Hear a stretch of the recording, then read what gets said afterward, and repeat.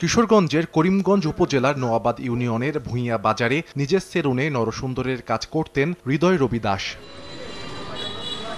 স্বজনদের অভিযোগ, শুক্রবার রাত ৮টার দিকে স্থানীয় কিছু লোকজন সেলুন থেকে তাকে বের করে আনেন। তাকে মারধর করে করিমগঞ্জ সেনা ক্যাম্পে হস্তান্তর করা হয়। পরদিন শনিবার সকালে স্বজনরা জানতে পারেন হাসপাতালে চিকিৎসাধীন অবস্থায় হৃদয়ের মৃত্যু হয়েছে। 3 হুজুর তারা ডাকিয়া নিছে নেয়া আর মেম্বার সাহেব মিলিয়া এরা এই ঘরের ভিতরে নিছে। ছেলেরা একটা ছাটারের ভিতরে নিয়ে ওরা কি করছে সেই ছেলে কইতে পারে না, বুঝলেন, তারা মারপিট করছে। সুস্থ তদন্ত করিয়া যাতে একটা সুস্থ বিচার পাওয়া যায়, গরিব মানুষ, নিরুহা মানুষ। খবর পেয়ে গেছি কয়েলে দেখতে পারবেন না, কালকে দেখবেন না থানা দিয়া। সকালে ফোন দিয়েছে সেনাবাহিনী মারা গেছে। করিমগঞ্জে রাষ্ট্রপতি আব্দুল হামিদ মেডিকেল কলেজের সহকারী পরিচালক জানান, বৃহস্পতিবার গভীর রাতে সেনাবাহিনীর লোকজন হৃদয়কে হাসপাতালে নিয়ে আসেন। পরে আইসিইউতে চিকিৎসাধীন অবস্থায় তার মৃত্যু হয়। আর্মি ক্যাম্পে থেকে করিমগঞ্জ ক্যাম্পের মাধ্যমে আমাদের এখানে পেশেন্ট আসে রাত 2:10-এ, তো আইসিইউতে চিকিৎসাকালীন অবস্থায় রোগী মারা যায়।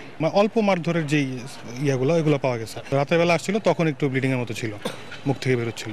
এদিকে সেনা হেফাজতে এই মৃত্যু নিয়ে পুলিশ ও সেনাবাহিনীর দায়িত্বশীল কোনো কর্মকর্তা ক্যামেরার সামনে কথা বলতে রাজি হননি। তবে কিশোরগঞ্জ সেনা ক্যাম্পের অধিনায়ক লেফটেন্যান্ট কর্নেল মোহাম্মদ রিয়াজুল ইসলাম জানান, স্থানীয় মুসলিম এক মেয়েকে ধর্মান্তরিত করে বিয়ে করার চেষ্টা করেছিল হৃদয় রবি দাস। পরে তাকে পাচার করার পরিকল্পনা ছিল তার। কিশোরগঞ্জের পুলিশ সুপার জানান, নিহতের মরদেহ উদ্ধার করে ময়নাতদন্তের জন্য শহীদ সৈয়দ নজরুল ইসলাম মেডিকেল কলেজ হাসপাতাল মর্গে পাঠানো হয়েছে। এ ব্যাপারে আইনানুগ ব্যবস্থা নেওয়া হচ্ছে বলেও জানান তিনি। সময় সংবাদ, কিশোরগঞ্জ।